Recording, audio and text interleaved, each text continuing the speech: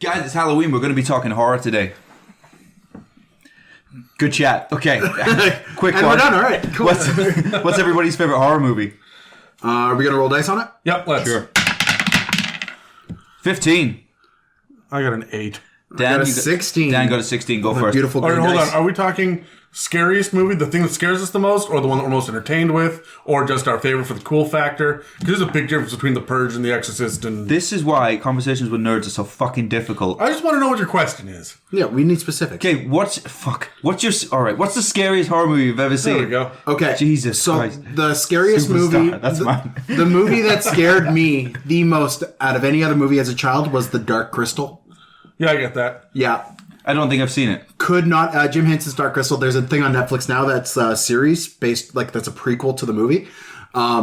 The Birdman, he does puppets though. yeah, it's a puppet show. Scared the shit out of me. No. It's not a puppet show. It's a puppet show the way that Labyrinth is a puppet. Yo, you never saw Labyrinth. I didn't No. see Labyrinth. Shit. Okay. It's Muppets. But it's like Yoda is a fucking puppet, right? I've never seen Muppets. Have you seen Yoda? Have you seen Star Wars? Oh my god. Yeah, I've seen This Yoda. is a horror show. This is the thing. Yeah, this is terrible. No, so it was Dark Crystal. But in terms of like actual horror movies that I did not like, that scared the shit out of me, my first run through of the Hellraiser series really Right. got me. So, Really? That's Terry's jam. no, my first run through? I've never seen it. Fuck, really? Dude. Is it good? Someone who like climbs 80s. and It's 80s. screams after a goth girlfriend as hard as you do. Is there goth girls in it? It is It's like all latex it's and all whips and chains latex and and, shit. BDSM and everything. And this is called Hellraiser. Hellraiser. Yeah. Well, there we go. I'll be watching Hellraiser later on. So, Yeah. Anyways, am I Adam? saying it right? No, I came in yeah. last. So, Yeah. Terry, what's your scariest movie? Oh shit! I didn't even think before. My scariest movie. Do you know what? I don't give a fuck what anybody out there says. I'm not saying this is the scariest one, but one I was most impressed with. I really enjoyed the Insidious series because when I first watched Insidious, it was in 2010 with a room full of British soldiers, and the way that they did it, where you had to be only some people saw the thing that made you jump and others didn't. Half the room would jump and yell, "Oh fuck," and the other half was going, "What was it?" And I thought it was very clever how they did that. And for that reason, I enjoyed that more than other movies. That was more, what's his name? James Wan? James Wan can kiss my ass. I'm so done with James Wan bullshit. I mean, look. I don't know who Aquaman is was he good? decent. Anyways, I saw the. Please say Aqua, not Aqua. I saw Insidious, and I thought it was really cool until they went to the hell dimension. That was the weakest hell dimension I've ever seen. Yeah. They just went down. Suddenly it was Phantom of the Opera Yeah. with a red filter Well, on look, I answered my own question in a hurry, and I didn't know what to say. All right. So My favorite's Exorcist, and I know it's really straightforward and simple, but shit, I should have said The Exorcist. that when I saw it, I was like 16 and I was alone. It was 2 a.m, lights out. That freaking terrified me. I was used to seeing Scream, and I Know What You Did Last Summer. Yeah. Slasher flicks. And, I love the slasher flicks. I love slasher flicks too. I'm all over Halloween and Friday the 13th and of course Nightmare on Elm Street. I love Freddy Krueger. I was not prepared for the slow burn, never taking your foot off, ramping up of the intensity of it. And I don't think I've seen a movie that's... Jaws did that. Jaws was a constant, the last act of it was a constant ramp up into horror and fear and I don't know, man. I loved it. I mean, Alien is the same thing for me. I want that moment where you never know when it's coming, and you don't realize you've clenched every muscle in your body for the last hour. Yeah. When the movie ends and you finally relax and you go, "Holy shit! I didn't realize what." The Thing as well does that as well. I never got that because you just mentioned slasher movies. I never got that from slasher movies. Slasher movies never bothered me ever. Being that most of them are set in a country that we may argue too many people are getting shot in, slashers should not be an issue in these movies. Yeah. I'm always like, shoot them. I like slasher flicks for something to sit back and Slasher laugh movies at. would be believable in the comedy UK because there's no guns on that island. So, like, they'd be believable because everybody's going, what the fuck do we do here? Yep, cool. I don't know. It depends on the slasher. Some of them are really fun. Some of them are hyper aware of themselves. Yeah. I don't know. But I mean, still give me Cabin in the Woods. I'll watch Cabin in the Woods more than I'll watch Exorcist. Yeah. Right? For Chris Hemsworth, right? Well, yeah. Yeah. Fuck. Isn't Liam in that one? No. No. Okay. Sorry. Liam's just going to take you on a nice date and wine and dine you. Chris Hemsworth's going to make you believe in God if you don't already. with his dick. Anyway. It's called Mjolnir. Run the credits.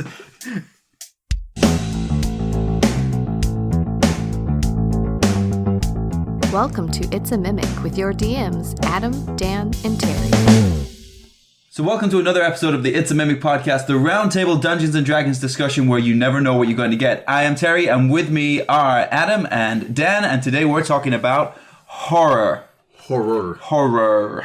This is going to be a rough episode for me. Yeah. Hold the door. No. Too soon. Hold door. That was terrifying. Anyway, spoiler alert for that. Fuck.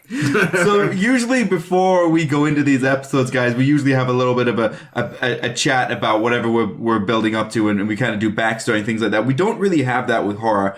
But what we're going to talk about first, topic one, I want to talk about how we create atmosphere at the table and in our games. We can roll initiative on it. I'll throw out a quick subheading for you guys, and then you guys can let us know, and the listeners, how you implement this thing. So, for example, first of all, we're going to talk about how you guys set the stage in your games with regards to horror and atmosphere. Sure. Are you ready to roll? See that trick shot there, Dan? See what I did there? I rolled a 3. Who rolled a 2? Adam? Oh. Dan, you rolled a 6. And thusly, you get to go first. You set your room atmosphere to match the tone, or at least set the stage for the tone of the game you want to play. So you are dimming the lights, you're running off candles. If you have some sort of creepy music playing in the background, you're golden, right? This is not, you're not doing a horror campaign at 2 p.m. on a sunny July afternoon. No, you're making sure it is night and the sun has set when you're really getting into it. And you've built characters. I think it's very important to build characters with flaw, with some sort of negative to them. I think that's also incredibly important.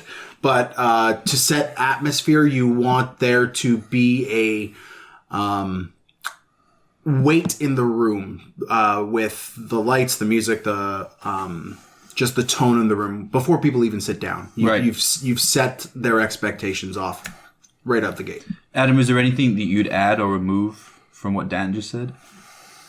Well, I've got my own answer. I've got stuff to add to that. Sure. When it's my turn, I'm all over lighting candles and adding music. But I mean, you guys know me. When I'm DMing, I don't put music in the. I never control it. I always say, if you want to play music on your phone and you want to add a little atmospheric thing, you go absolutely nuts. But I can't take care of YouTube ads, right, or a Spotify playlist. Yeah. While I'm doing a million other things. Yeah. So I'm all for. Man, there are not enough hours in a week to properly prep for DMing the way that I want to. Yeah. So I hear what you say, and while it's great to turn off the lights, you still have to be able to see your character sheet, and maybe that's not always an option. Not everybody has dimmer switches, right? So I mean, you do what you can to mitigate it as much as possible. And so I don't know. I'll hit my answer. Terry, I think you were next. Yeah, I was gonna say, I think you should set the environment based on what you know makes the players uncomfortable. And you can get this from your session 0. Just go buy tarantulas and let them loose in the room. Well, there we go. Exactly. So we used to play with our friend Jess, Australian Jess, as she's known in Canada. And Australian Jess was one of the rare Australians that's terrified of spiders. I don't know how that works. No, I don't understand that either. I don't think she really is Australian. I think it was a lie. So whatever props you want to use, that would be something that I would put around, because that will naturally make her feel uncomfortable. Her brain will look at a realistic looking spider model and it will just naturally know fear. Someone who's claustrophobic, I might make the room feel very claustrophobic. Now, hold on. All right, I'm with you, and I think it's super effective. Okay. But you got to be really clear with your session 0 about people's boundaries and shit. Yeah. We'll get there. Okay, all right. I haven't finished. All right. So claustrophobic, if somebody's afraid of... There's people out there that don't like too much space if they feel exposed. I'd be clearing out that room, putting everybody in the middle of the table and an empty room if I knew that was going to make somebody feel uncomfortable. Yes, there's boundaries and things, but there's boundaries in everything. If you're coming to a horror game, you need to clear up what your boundaries are in session 0. If you haven't cleared that up, you're fair game to me. Okay? You should say, this is a hard stop. You know you're playing a horror game. There is something that within the horror realm that is going to be a hard no. We got to know that. Because I have to find a way to scare you. Yeah. So you got to be honest with me. I think one thing that a lot of people also miss with this is the temperature of the room as well.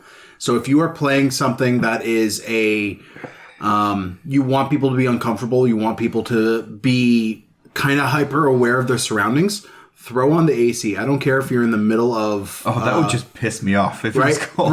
Bring everybody into a cold room, right? Not like frigid, not so cold everyone wants to bundle up, but just enough so that it's a little uncomfortable, right? And then...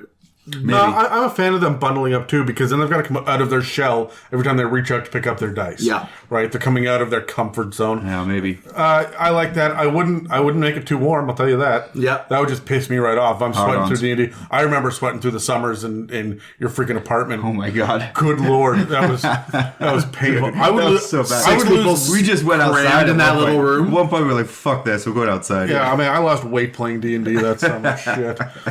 No, it's like a boxing cut. So my answer is a little bit different. If you cannot control the environment the way that Dan says, if you're not sure what your players' boundaries are or what their phobias are, like Terry says, you do know yourself. Yeah. And you do know the tone around the table. And it doesn't take much for a DM to suddenly become very serious.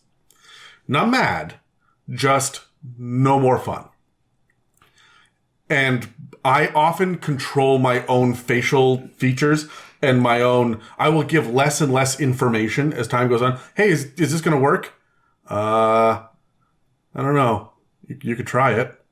That didn't work. I'm controlling my own tone, and I'm slowing the pace of the game down. Yeah. There's more anticipation involved. And so by controlling myself as a dungeon master, or even as a player, and slowing down, if I want everyone else to get more invested, I will become more scared at the table, and through my own ability of controlling my own voice and body and whatnot. And it can just be body language too. Yeah. And there's nothing more effective than okay. Yeah. And that'll do it. That'll bring everybody into your level, right? Yeah. And the reason that happens as well is as the DM at the table, you're the appointed leader at that table. And so they will mirror how you're acting, and you're setting the atmosphere. It's like when you walk into a restaurant. If you walk in and the staff in there clearly don't give a shit, you go, I don't like this place. And it takes 3 seconds. Yeah. If you walk into a place where you're being treated a certain way, or certain expectations are being laid out by how the appointed leader is acting, you will mirror that. So exactly what you're saying there, Adam. If you're acting scared, or you're acting serious, you're acting ominous, the player's behavior will reflect that. You're not going to have the jackass at the table for very long if nobody else is acting like that. Nobody wants to be the odd one out. Unless you have zero social intelligence.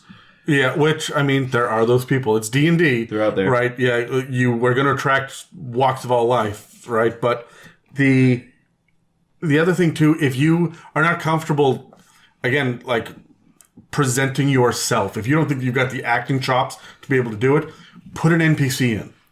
The scared NPC, the one that is legitimately terrified, that just doesn't know. There was a thing in the dark and I don't know. Yeah. I was standing beside him 1 minute and then he was gone the next. Everyone needs their own Winky. Yeah. For those of you not listening to Deep Dark Irradiance. What the hell is wrong with you? Dan's playing with his Winky. So. Well, everyone plays with my Winky. So anyway. Both of you, I think, of the people around the table, you two played with my Winky the most. I think I just swore at it a whole bunch. And misnamed it. Yeah. Yeah. Anyway, thanks for that tangent, Dan. The point is that no matter how serious you're going to be, there's going to be some dickhead at the table that derails you. Yeah. And so being able to bring it back over and over, and maybe using an NPC as a crutch, is as their version, the same way that, Frodo was the audience's window into the world of Lord of the Rings, right? And Luke Skywalker was the audience's window into Star Wars. You can have an NPC be the player's window into what is this haunted house, right? This bog, this graveyard, whatever, right? Mm-hmm. So, well, just like any good comedy needs a straight man, any good the base level human that like everything's normal. You need the normal guy. You need the person who would disappear into a crowd because he's just so beige. Like, you need that kind of character for any good comedy to be funny. You need that character for any good horror to be scary. Yeah, and it also, that's going to hit harder when you eviscerate them. Yeah. And they only find a finger later, right? Exactly, yeah. Man. Yeah. Okay. Well, next, we won't go to it just this second. I want to talk about listening and reacting at the table to keep your horror campaign on the rails that you want it to be on. But first, we're going to jump to a commercial. So let's go. Are you interested in advertising or becoming a sponsor on our show? Email us at info@itsamimic.com. Okay, team, so we're going to roll initiative again. What I want to ask you guys is, I want your own take on reading your players. We can even touch on respecting the social contracts and at the same time still trying to push boundaries. And then building off of that, details to include within your campaign and details to avoid. You guys ready? I'm not ready. You guys are. I got an 18 and Dan rolled a nat 20. Dan rolled a nat 20. I'm going last. Is that the first with time you ever got a 20? 6. I think it's the first time I got a I've 20. never seen you roll a natural 20 ever in the whole time that we've rolled dice together.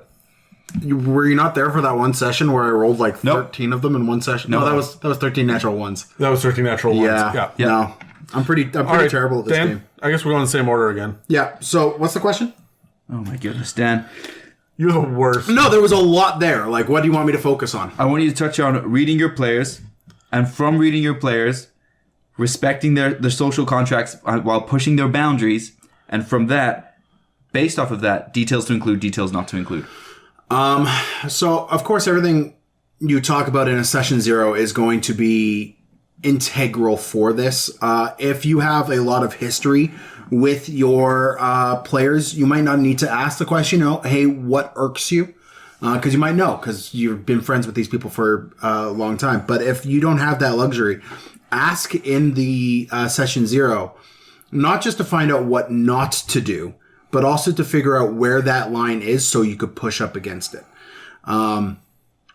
What I would recommend, and I did this with the Call of Cthulhu game, is we had someone at the table who was brand new, had never played any sort of tabletop RPG at all, and she kind of became my litmus test for what we were doing. I picked her out of the crowd because she was the one that was having the more authentic reactions to everything, because everyone was kind of in their head about the characters, but she was reacting to everything. So I found that one person at the table, and then judging on her emotions, that's where I led the game. So she would jump back and be scared, or she'd be cringing at some sort of gore or body horror thing, and I would know where that line is. So it's paying attention to your table, and setting that up in the session 0 as best you can. Mm-hmm. Now, as for what to do for what to do and what to leave out, this will surprise no one in the podcast. When it comes to things like that are hypersexualized or anything else like that, I get a bit iffy. So when it comes to my horror games, I tend not to include those things. You just pitched Hellraiser. Yeah, it was a good show. But I gotta watch Hellraiser now. I am not running a Hellraiser campaign. Is it good? Am I gonna like Hellraiser? It's super 80s. If you're okay with it being super 80s, I was just watching Top Gun last night, man. No, it's the wrong kind of 80s. Yeah, yeah. It's low production value, but I only know 2 80s: Patrick Swayze or Tom Cruise. That's all I know. okay. We need to educate the fuck out of you. Yeah. All right, we'll get to this another Anyways, time. so that's me.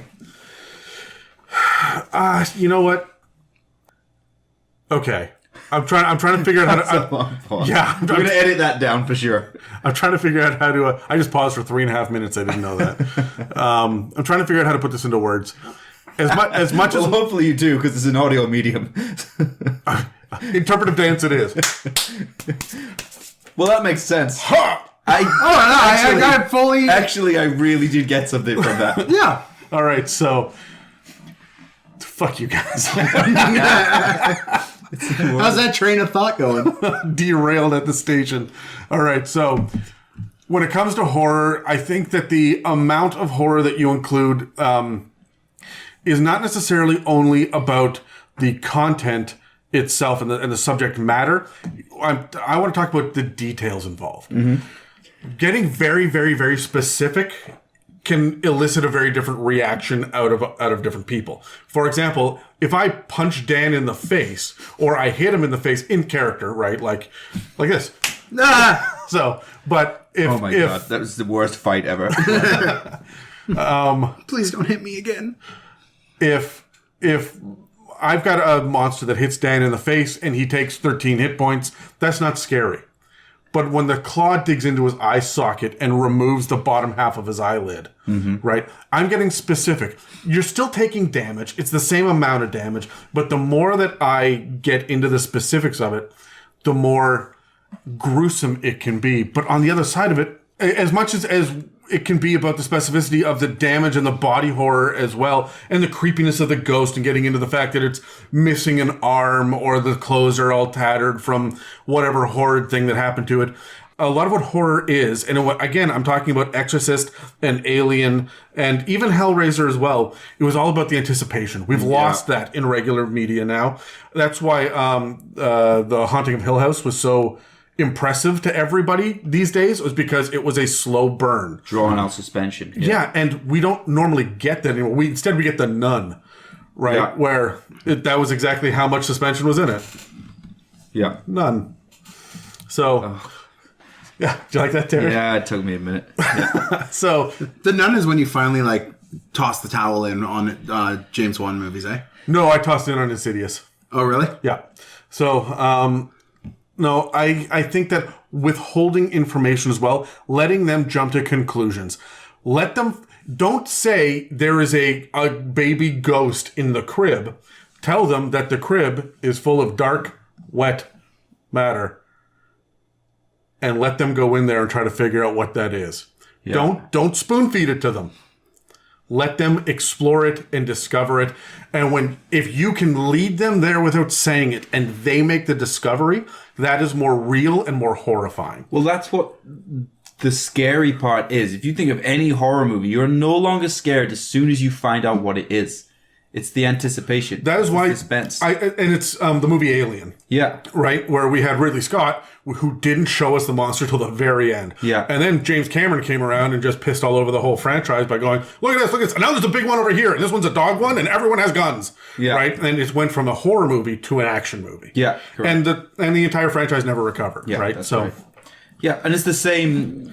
It was the same idea with Predator as well. Yeah. Terrifying when you did not know what this thing was. You're seeing it through weird alien eyes when you got the point of view on it. You heard the weird clicking noises and shit and the shimmer, and you're like, what am I dealing with? Right. Yeah.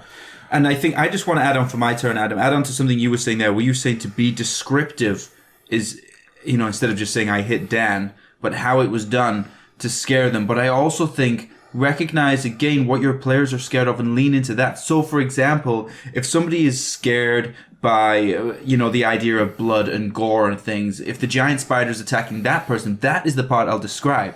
If it's like Australian Jess, who's terrified of the spider itself, I will be talking about the hairs coming down your cheek on the eyes and what it looks like as it gets close. Yeah, you really have to cater what the details are. Yeah, that's right. Exactly. If somebody's very claustrophobic, I'd be talking about them feeling pressed into the corner as this thing moves towards them. Which is what Dan was talking about with reading the table properly and having a gauge at the table to watch them squirm and say, that's the right level for that person. But then I would turn around and say, what's the right level for the next person? Yeah, and it's going to change person to person drastically. So you got to try to pay attention to your players. You're right. And this is how far you push. Remember, people play horror D&D games, go and watch horror movies because it is a form of entertainment. There are people out there, not always Dan, I know, but there are people out there, me and you, Adam, that we find it entertaining when we are put in that position where we're scared. And if you look out to an audience in a horror movie, they will be, yes, scared and reacting, but they will also be smiling and laughing, and they'll turn to each other because their friend jumped and things. So you have to read that on the table when the jump scares come, when the anticipation is happening, and they're kind of squirming, but they're still enjoying it. As soon as you see that smile leave, that's when you stop pushing. I got a quick little anecdote just to add on to exactly that. Sure. So I worked, I've mentioned this a couple of times, I worked at a haunted event as a scary clown. And one of the biggest phobias out there for people is the phobia of clowns. Clowns, right? yeah. So we would run around and terrorize people, and we always had the permission as clowns to be able to pull back and become funny. Right? Whereas the other monsters had to be demons and zombies, and they don't have the ability to entertain as well as scare. As a clown, you did. If you push too far, you can then try to make it better. Yeah. But there are some people that no matter what you did, the more clown-like you got, the more entertaining, the worse it would get for them. Yeah. So the idea was to terrify someone, scare them, but you're waiting for that moment, the adrenaline rush, the jump, the run, the stop and drop, the whatever it is, the grabbing on to their friend or their significant other, burying their face in them. And what you're doing is you're waiting to find that laugh that comes out, that nervous, like, oh God, okay, the adrenaline hit and I don't know what to do with my energy now, so all I can do is laugh. Yeah. If that laughter does not come, if it's crying, you know to stop. But if it just stops and they deadpan, that's when you know you're going to get hit. Yeah. Because it's fight or flight, and they don't think they can escape. The movie scene stops, then you go, that's when I knew I'd fucked up. Exactly. So you look right, that's when you cut to the office interview, right? And they look into that could have gone better. Yeah. So it's not just about seeing the people that are reacting and cringing at the table and freaking out and squirming. It's about the people that are not reacting. And I don't mean just looking at their phone. I mean the ones that are very, very still, that are probably holding on to an object a little bit too tightly and are staring at anything except a human being. And they're just breathing through their nostrils. It's like a survival mode that they kind of go into. Where they are just patiently waiting for this overwhelming panic to leave. Yeah. If you can hit that at a table, that could be either incredibly rewarding, and they'll come to you afterwards and go, that was frightening, or incredibly damaging, at which point they'll come to you and say, I didn't like that, don't do it again. Yeah. And you won't know, they probably won't come to you for 2 or 3 weeks, right, as they process it. So, Well, we have these kind of social rules as well that nobody wants to be the odd one out. Nobody wants to kind of rock the boat. And nobody wants to cause a fuss. And so people will hold things in. We see it. How many times have you seen, I don't know, like even like comedy shows and things where people don't agree with what's being said and they sit there and they sit there and it builds up and it builds up and it builds up and the people will go a long time before they walk out. It's the same with this. People will just, if other people are laughing and dealing with it, they'll just deal with it and they'll just sit and they'll suffer. But you have to have that social intelligence to see that it's not working for them. well, look, I'll tell you this. Horror and comedy are the same thing. Mm-hmm. It's about suspense. It's about repetition, usually in threes, and you'll notice it in every horror movie where they do the fake out scare twice and then hit you. Yeah. Right? And it is about the idea of the unexpected hitting. And that's a big factor in horror. It's the idea that they don't know what's coming yet, and their imagination is going to be 100 times worse than whatever you provide. And if you are able to provide something worse than their imagination, then they will remember it forever. Dan will never forget what I put him through in that haunted pirate ship. Yeah. That, like, even now, he just made a face. Nobody can see it. But it made him uncomfortable. It made him really uncomfortable. Yep. I took a huge risk on that as a DM, especially because I had I new said that player. shit a few times since. Yeah. That was a big risk, Adam. You're so lucky. Yeah, and it I think that paid off if I pushed it any further. If you had found chunks inside those rags, that would have been too far. Yeah. So, Well, and we've talked about how, like, your players, even if it's a long, suspenseful thing, are going to employ different coping mechanisms to handle it, on top of giggling, on top of doing that. Like, I started dehumanizing the things that were scaring me and freaking me out, right? And that's what I had to do, and you kind of rolled with it, but at some point you were just like, no, it's not a goop sack, Dan, it's something else. And I'm like, don't mess with fucking kids in my games, man. yeah, and that's just it, is you have to... Again, when they start laughing, it's probably nervous laughter. If they are sitting there making fun of the name of the monster or the NPC and it rhymes with butts, so haha. Yeah. They may just be uncomfortable. Yep. And maybe you should just let them have that joke. When it starts becoming a running joke that derails your tone, then I'd shut that shit down and have that person explode. Or get like horribly gutted in front of them. Right? Take their funny and immediately remove it. Yeah. So that's kind of where I'm coming from. Did we answer your question, Derry? Yes, you did. Yeah, you both did. It's great. Okay, well, let's move on to a shout out. Adam, I know you would like to speak about the Deep Dark of Radiance game. Yeah, look, I'm really excited about this whole week. Halloween is my favorite. I love Halloween. You guys know why I love Halloween. Yeah, because of vampire chicks. That's true. As a parent of 3 toddlers, I have grown to love Halloween because they go out and get candy, and then I get to eat it all. You're just a bad person. We do Halloween very differently. It's all about candy for me. It is for me too, but she works. Never mind. Okay, so No, candy with a Y, not an I. Oh, Gotcha. my Candy's a goth girl that works down. Anyway. yeah. All right. So, is it the one with the? Never mind. We'll talk later. Yeah. So anyway, Tattoo? I didn't know you could pierce that. funny story. So Halloween is my favorite, and we have been pushing so hard this month. I think we've got like 15 or 16 episodes that have dropped in freaking October. I'm so tired. Work harder, Dan. Just real moment. I'm exhausted. Good, but I love the idea of the Call of Cthulhu. Dan, you handled it really well. We've got a whole bunch of Cthulhu and Great Old One stuff happening this week. Yeah. We've got our Halloween special that drops on Halloween, which is the same day that we do our kind of debriefing with everybody. The last episode of The Deep Dark of Radiance just dropped yesterday. So I bet there are some people that are checking their Spotify or iTunes or whatever and seeing, oh, there's 2 episodes that dropped back to back. I haven't heard the Call of Cthulhu one yet. Mm-hmm. So we really busted ass on this, and I'm super, super excited about it. If you haven't been paying attention, go back and listen. You don't have to listen to episode 0 if you don't want. We put a lot of time and effort into it, but the story kicks off in episode 1.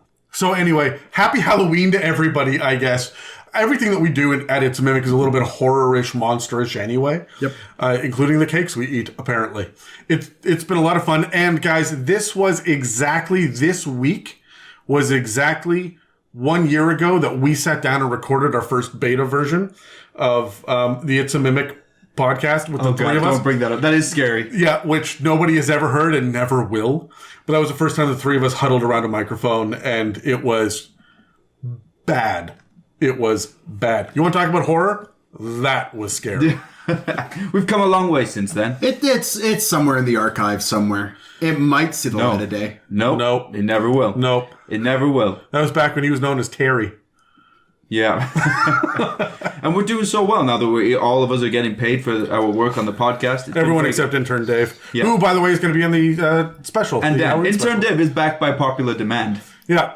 Yeah. Turns out he's not French. Turns out you were. Yeah.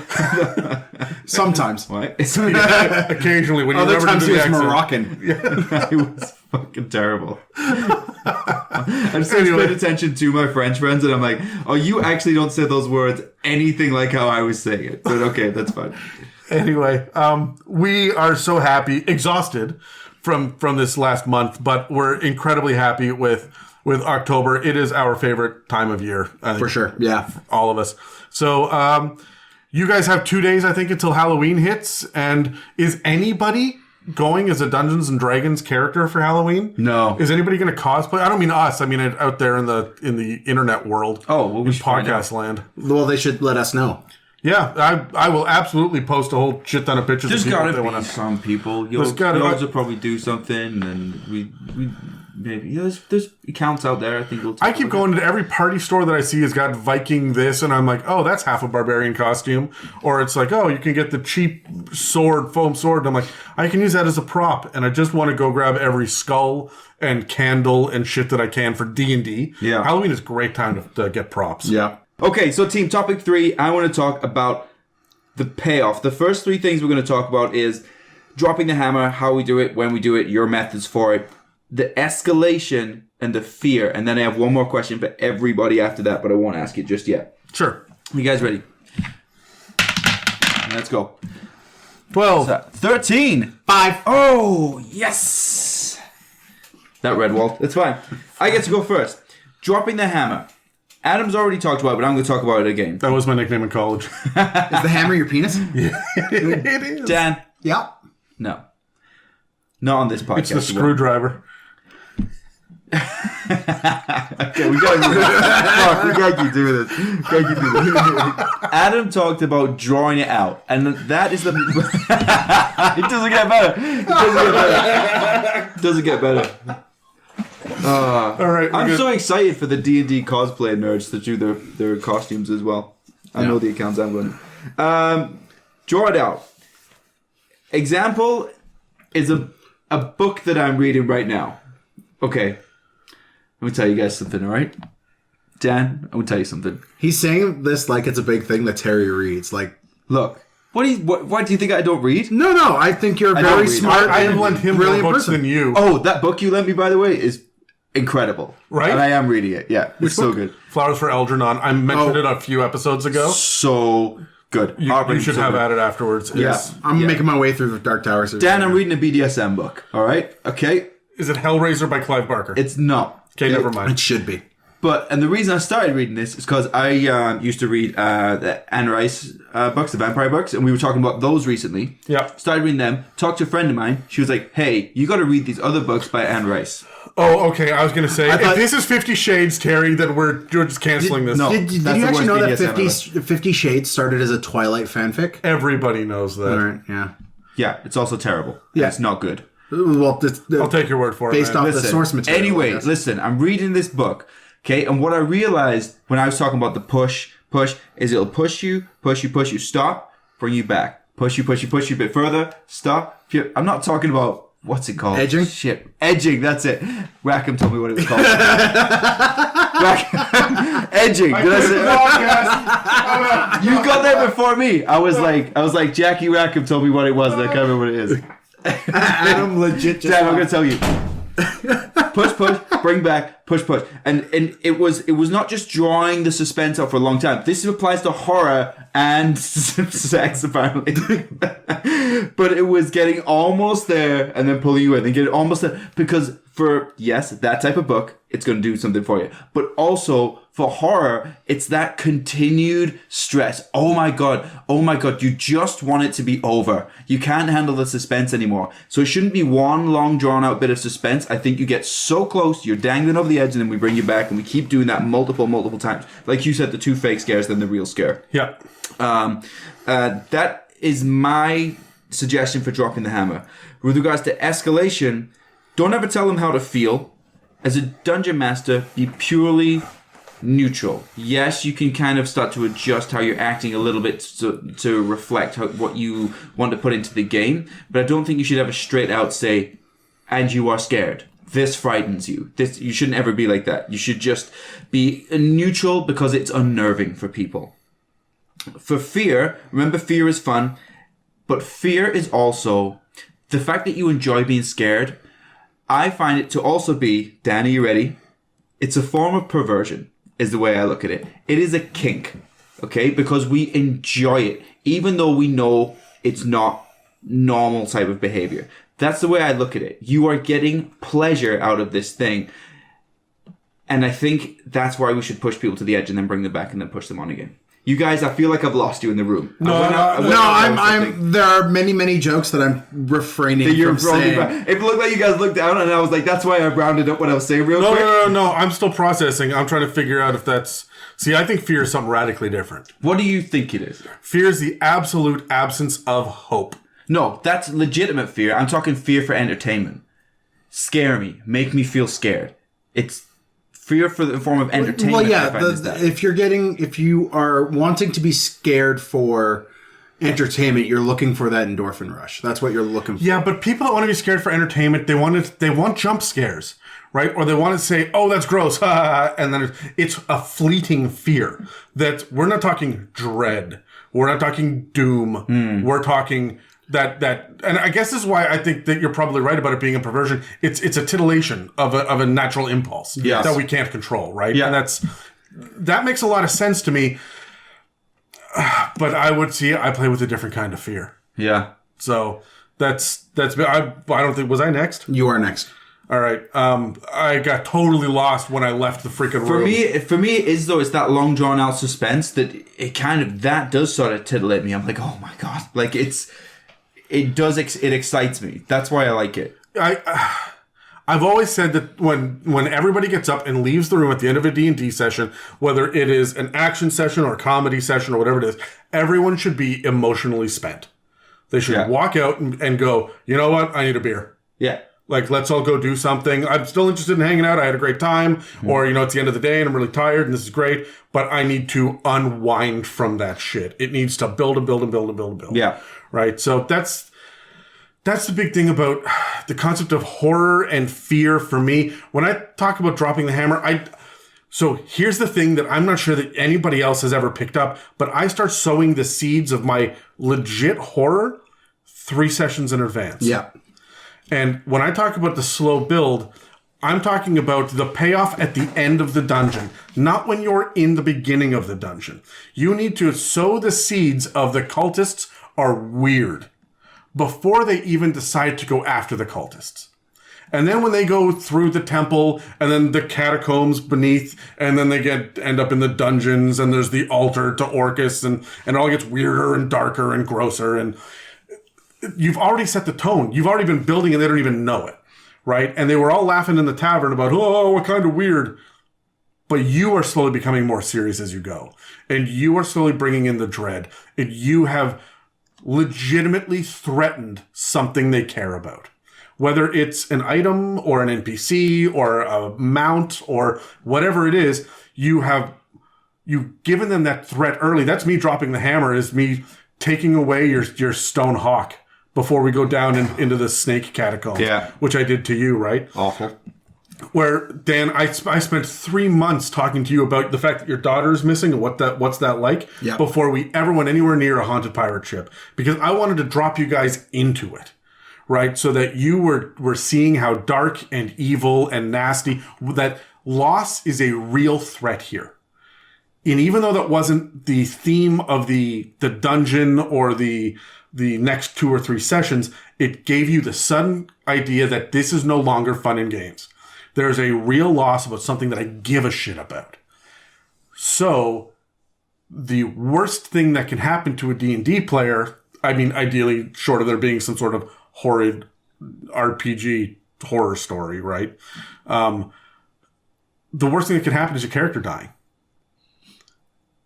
And so because now you have to give up on that. So how do you say your character could die without saying, hey guys, this is really deadly?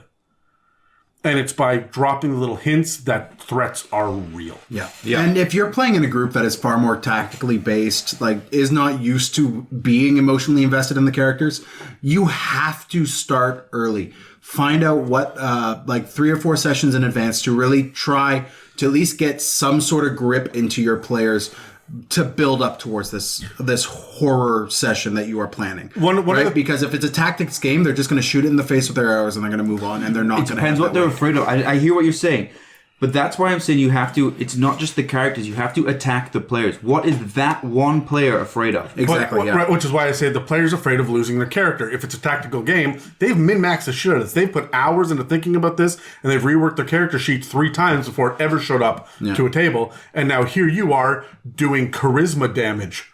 What?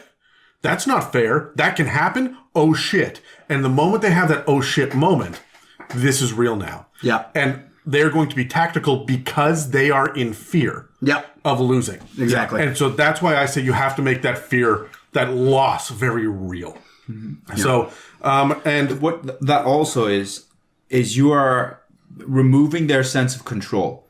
If they've min-maxed their players because they're tactically based, and then I got this, I'm min-maxed, I can do this much damage per round, I can do this. Okay, well, we're doing charisma damage. They've lost control. Now they feel vulnerable. Yeah. That's where fear comes from. Do you want to know how I show people that they lose control? Is by, everyone assumes the DM has control when I as a DM have very little control. I control the surrounding and I set it up, and then the players have full agency. Yeah. The players always have control.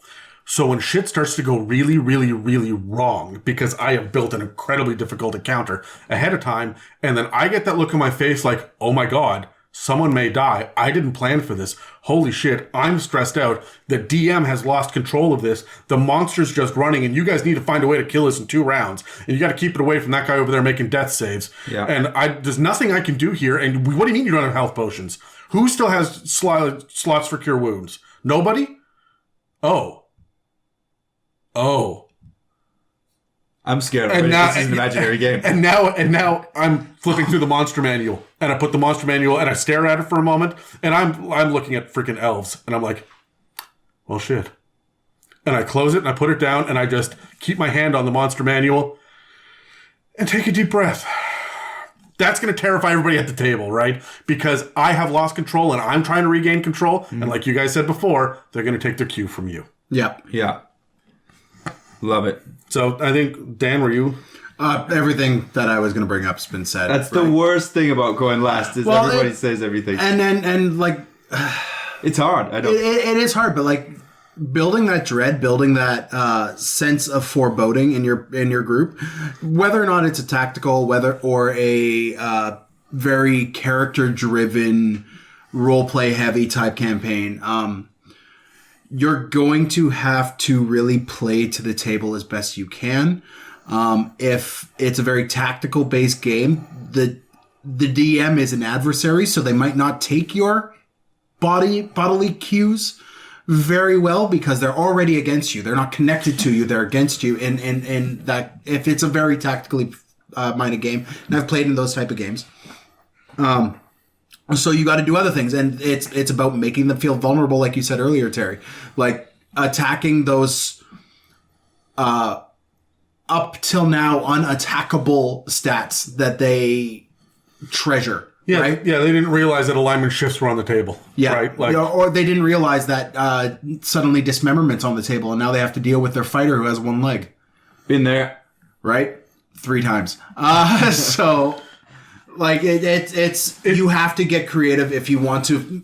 If you're going to foster horror, and you're going to foster fear, it stems from vulnerability, and you need to be able to make your players, whether it's they themselves, their characters, or that important NPC around them, whatever you pull on to enable that vulnerability, you gotta strum those strings. Yeah. Okay, I got one more question. Terry, look, you were winding up for the next thing, but I gotta ask. Sure. Because we've talked about horror within combat when you hit and you describe and get specific. We talked about role playing where you're going to lose your NPC or you're attacking something else, they're going to lose. And we've talked about metagaming where the players are sitting around feeling uncomfortable and the players are getting their social cues from you and whatnot. But what we haven't touched on, and one of the most important things I think, is environment. Right. And we didn't really talk about how literally setting the scene. We talked about the room that you play D&D in being set, but what about the scene itself? In-game, yeah. The in-game, what room your characters are in. What do you guys do to make that horrifying? Yeah.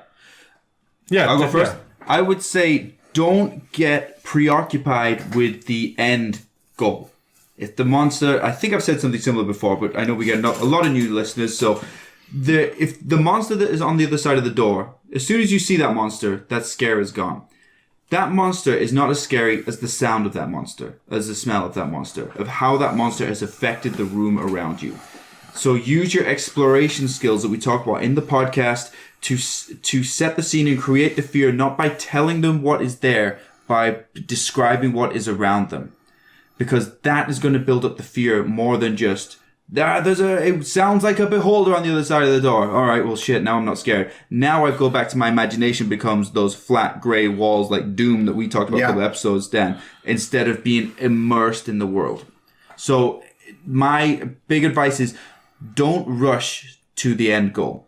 The game is not getting from A to B. It's the journey along the way. Yeah, it's no fun to see the pool of blood with the devil standing in the middle of it. Yeah, as much as it is to see the slowly seeping blood come from under the crack of the door. Yeah, where you don't know what it is. Yeah. Right. And so, Dan, do you have a no? Again, you guys. It seems straightforward. Yeah, it's very straightforward to me. Yeah. Okay, but I would do things like, and I did this in the Call of Cthulhu game, and it's right in episode 1, so it's not a spoiler. But like the crows, I have that one thing that's unsettling. It's not interactable. We don't have the answer to. And right? You don't have the answer to it. But it is just sitting there stoically watching. Yeah. And until it suddenly isn't. Right? And I did it with the wolves as well, sitting just at the edge of the periphery of your vision. They were just sitting there. And then when light was intensified, they scattered and they regained their normalcy. So that is absence of the normal or presence of the abnormal. Exactly. How we do it. And that is what makes things unsettling. Yeah. Yeah. My final question, guys, if we're ready to move on to the last one. We've given all of this advice on how to make things go right. What do we do when things go sour? What do we do when we go, oh shit, this has gone wrong? Dice? Dice. That's how we fix the problem. That's the answer, guys. Dan, what did that land on? That's a 17. 17? For Terry. I rolled a crit, and then I also now have rolled a botch. So I'm on both ends of the spectrum today. Yeah, that's universe balancing. Adam, what did you get? I got a 6. Well, you're up first, Terry. Excellent. Okay. I believe in contrast.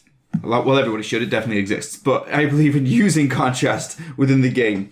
So when things are going sour, you need to take a strategic break. You need to remove the characters from that environment, whether it be go from this professional studio that we have and go to the kitchen or whatever. Go and have your break. Remove them from the darkness. Reward them with some interaction and start to gauge things from there. If you're noticing that it's going wrong, you need to take a break from this and you need to make the necessary adjustments as the DM. If things have gone wrong and you followed everything that you intended to do, it is on you. It is your fault. It is not their fault. So you need to bring them out of that negative atmosphere, make the necessary adjustments before you go back in.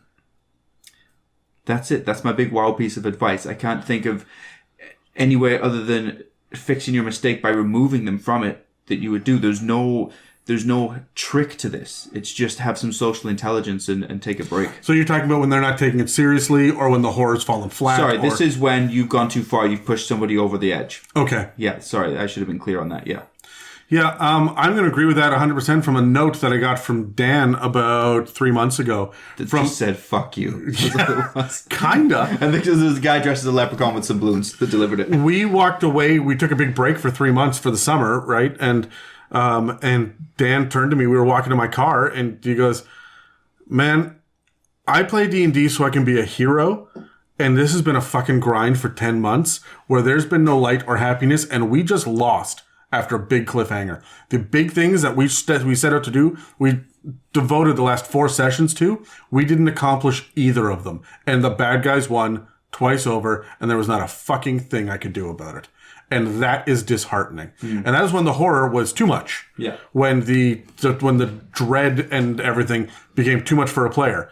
And so I have now flipped that and said, you know what? We're going to take a month and we're going to play with some fake creatures. And it's going to be a bunch of crazy random one-shot bullshit things. And there's boggles and swamps and pixies. And so I flipped on its head to give that breath before we get back into it. Yeah. You have to listen to your players. And the whole point of this was to be dark and feel the depression of this campaign. And to have it be... I wanted to out Strahd Curse of Strahd. You know what I mean? Like, I wanted it to be actually oppressive and not just... Nobody ever plays Curse of Strahd the way it's supposed to be played. Everybody always... I mean, we talked about this last session, right? To be played. Right? Where it's the big gothic horror and the atmosphere. No, man, everybody's sitting there making, like, vampires suck jokes the entire time, right? Nobody ever plays it straight because it's so campy. I wanted to outdo that. I wanted to try to play it straight. Apparently I did it too well. And so taking a break and not just like leaving the room, but do some one shots. If somebody else wants to DM for a handful of one shots or for a 3-session arc, let them. Give everybody a breather and then prepare to go back into it, and everyone knows what they're getting into again. And they can come prepared for it. This is especially effective if you can have them level in between this so that they can sit there and go, what new spells, what new abilities, what can I do to mitigate this? I need a sense of accomplishment. Yeah. So I always love when you guys are in unison. It always makes me happy. Did we do it again? Yeah, we did. Someone's got to track those. So don't give me another stat to track, man. I can't. Yes, you can. And I will. Yeah, you will. So, Dan, do you have a... when it all goes wrong, what do you do? I'll take the problem person aside and stab them. No, have you got last every single roll? No, I crit the one. Yeah, you did get the crit. No, man, you guys physically getting up and removing the party from the table to have a moment where your friends just hanging out to ease that stress. That's a great idea. Having a small mini series in the middle of your campaign just to relieve tension, that's a great idea. But in the middle of the session, if things have gone horribly off the rails, pigs must be flying because I'm about to say this next sentence. This is why your prep is important. Oh, my heart. Oh, my God. Fuck. So when... Sounded pleasurable. It was. When you are doing your prep, be aware that... what's the thing you always say? Dan, get off of that. No. Hard no. That's the problem. That's the problem. Rule number 1 in life: never ask somebody what's that thing you always say. No. So Adam always says plans rarely survive contact with the enemy, and this will go the same for your campaign. If you're spending 3 or 4 Dan sessions, stole that from like some general or something in the war. Adam still has some. Oh, absolutely. That's not me. I think it was the first time I heard Is it Churchill or something. It might be Sun Tzu. It might be the first time I heard it was from a chess master. And I went, well, that's brilliant. I'm going to use that in everything I ever say. yeah. So you could spend 4 sessions, or you could have planned out 4 sessions of slow build for this one climactic moment of terror for your party. But 2 sessions in, they decided to shoot your head cult leader. Or, and I'm speaking from experience here, party up with them and reform them before that reveal is made. Nice. And then blow them up with dynamite. What? That's your fault, man. You put a lot of dynamite out there. I did put a lot of dynamite out there. Spoilers. Anyways, in the middle of a session, if you are finding yourself now reeling because of this, your prep will save you. Try to have some sort of contingency plans going. Figure out what, like, the 3 big turning points, the 3 big decisions your party's going to have to do. Try to figure out what those are and have an idea. You might not even necessarily have to have it, expertly detailed to the, smallest iota, but have some sort of idea what will happen if the party takes a left down this main road, even though you're trying to get them to go right. Right? When you plan out these 4-session arcs, a lot of it is railroady. So you can get really strapped in. Give yourself options. Give yourself trails to go off to bring in. I know when we were planning Call of Cthulhu, I had like 10 endings ready to go. Yeah. And depending on what you guys chose to do, I had 10 endings I could bring in. That's the kind of stuff you have to do if you're doing a horror campaign. Have multiple endings just as options, and then slowly build into it as your party's making decisions.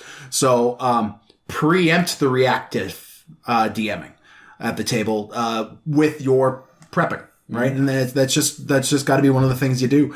If you want to run a successful horror campaign, you do got to do a little bit more prep. I got to say this too, and here's the thing that nobody is saying, and I know we are talking about how to do successful horror, but I want to remind everybody that If Buzz Lightyear doesn't think he's a toy, why does he stop when the humans come in? Yeah. That's it, I'm done. The thing that we keep forgetting is the fact that we put a lot of pressures Built into his toy soul. Okay. Sorry. the soul where he wrote Andy on it. Yeah. Okay, we'll let Starting in November, it'll be the Adam is the It's a Mimic. Yeah, all right, fine. It's an Adam podcast. Yeah, it's Adam's Mimic. I don't have to change the initials. So, the thing that we don't really acknowledge is the fact that we put a lot of pressure on ourselves for the cliffhangers, for the big boss monologues, and for the horror campaigns. And it is okay if everyone else around the table is just not feeling it. It's been a hard work week, or they're in a goofy mood, or someone's really excited because they just aced their driving test, whatever it is. And they just want to be happy. Remember, you are friends around a table. And your plans don't need to go the direction that you want them to go in. Mm-hmm. So when you have your NPC or your big boss, Terry, you had Strahd get freaking coup de grace. Yeah. Right? When you played Curse of Strahd. Dan, you had your big serious biologist that was going to lead us all the way through that I immediately undermined at every opportunity in the Deep Dark Radiance. How did you not expect that to happen with that character? So hold on. Let's not get derailed on that. The point is, if you decide that you just want to say, you know what, let's have a good time, that is a viable option. Yeah. You don't have to stay with your plan because your friends will remember derailing Curse of Strahd. Yeah. Or turning that haunted house into a bonfire. Because they just said, fuck it, no, I'm lighting the match. Why does nobody just burn Death House down? Right? Like the two kids walk out of the mist at the beginning like, hey, we need help. Just say, fuck you. You obviously don't know my how experience. far you can kick Thorn. My experience with not saving orphans in this game. Yeah. Well, We don't want more troubled heroes in their Dungeons and Dragons characters, so just kill all the orphans, right? Exactly. right. So it is, and I feel that we have to say that as well. You don't have to really hammer home the horror. It's very, very difficult to scare a character because the player is choosing actively to be frightened. It's not reactive. It's proactive for the player. The player says, this is my character's phobia. Oh, and then worms showed up. My character is scared of worms. My character freaks out and runs away. Your player's not scared. This is not horror. Mm-hmm. So it's really hard to scare a player around a table. It takes a lot of intuition, and it takes a lot of skill, and it has blown up for me more times than it's ever worked, right? And I think every DM will say that, right? Yep. That you fail way more often than you get it right.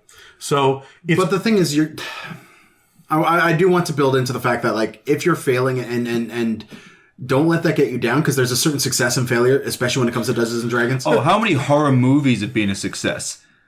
When you think about it. like 4. Without nerds going, it was fucking shit and blah, blah, blah. Yeah, and I don't mean cult movies either. I mean, like, legitimate Silence of the Lambs, Exorcist, Alien. Yeah. What else do we have? It. That's not a whopping success, in my opinion. I loved it, but It it's is for a lot of people, not for other people. I mean, even like the Tim Curry one, I saw that and I was like, well, that's Tim Curry dressed as a fucking clown. So there we go. Yeah, but I saw that when I was 13 and I never saw the end of it with the hokey spider. So I was terrified of clowns. Then I became one. But the point is, if you go with it, if you roll with how it is at the table, you will have another opportunity to try this again. Yep. And so you will also be able to just watch and learn, as we keep saying, read the table, read the environment, and say, you know what? Everybody was super distracted because they had their phones. I'm just going to 6 sessions before the next time I want to do horror, institute the rule at the table, no phones. Everybody turn them off, put them in the basket. And if they've got, oh, my D&D Beyond is on my print it off. Yeah. Right? There's a print page. Oddly enough, this game is prepared for not requiring a phone. Yeah. And that's just it, right? So I guess that's my last thing to say. My last piece of advice for DMs is I love the horror genre. It's not always necessary, even in the horror setting. Yeah. Because, I mean, I loved Scream and Cabin Fever.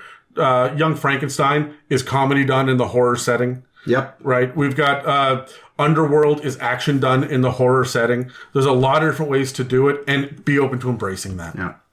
Mine would be really focus on, like, if we're going to do final thoughts, really focus on that slow roll tension, but you need to have the standard there with the party if you're going. So you need to have that very human character that is kind of guiding the party along with the tone by how that NPC or that person is reacting. Yeah. So have your, is it the right term? Straight man? Yeah. Yeah. Have the straight man kind character to gauge the horror as you go. What do you mean? I don't know that term. Is that Okay, a term? no, it's a comedy term. So it's Abbott and Costello, right? Who's Right. on first? There's the one guy freaking out and flipping out. The other guy just doesn't get it. And he's playing a totally stone face. He's straight faced. He is a straight man. Oh, I see. And so it's an old, like, I don't know, 40s, 50s term for comedy duos. And there's always the comedic one and the straight man. In horror, you often have that too, where there's the 9 teens that walk in and there's that one guy that's like, fuck this, no, I'm scared. That's it, I'm getting the fuck out. Yeah. And everybody laughs. But then you have that one person that's legitimately frightened on screen. Yeah. And they're always the one that makes it to the end because they're the one that they want you to identify with. Yeah. Right? That straight man that's feeling the fear. So you need to have that either NPC or person at the table or character or whatever it is. It could be yourself, like I said. Yeah, it could be you as the DM. Be that thing that forces your players to identify with someone reacting along with. Do you have any final thoughts, Terry? No, guys, I love it. That's it. I think you guys have covered everything. I would just be repeating you guys. I hope everybody finds that valuable. Horror is very difficult to pull off, but I think... What's the name of that book that you're reading? Everyone's going to be sending us messages. Oh, Flowers for Algernon? No, the other one. Oh, it's the oh my god! I put you on the spot. It's look, it's a little cheesy, but you might like the techniques. It's The Claiming of Sleeping Beauty. Yeah. Fuck. Yeah, you're going. I'm so happy. Here's the best bit. I'm reading it to By somebody Anne else. Rice. It's her alternative name. I think pseudonym. Yeah, her pseudonym. I forget what it is. Wasn't Anne But Rice the modern prints do have Anne Rice on the front of it. But yeah, it's a little cheesy. But look. You might learn something, all right? All right, guys, that's it for this week's episode on horror. Remember to tell your friends, and they can find us at iTunes, Spotify, and YouTube, as well as dozens of other podcast apps. You can also find us at www.itsamimic.com or email us at info@itsamimic.com. Thanks for choosing into the It's a Mimic podcast. I am Terry. Across from me is Dan. To my right is Adam. We will catch you next time. We're out. Thank you for listening to It's a Mimic. Check us out online at itsamimic.com or on Facebook, Instagram, and Twitter. Have questions you would like answered by the guys on the show? Send them an email to itsamimic@gmail.com. Tune in every Tuesday for more.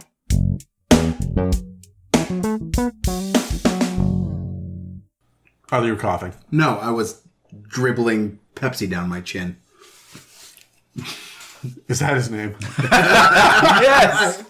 So, Oh my god. this is I laughed at the name and then realized what the dribbling was, and I was like, that's gonna get cut.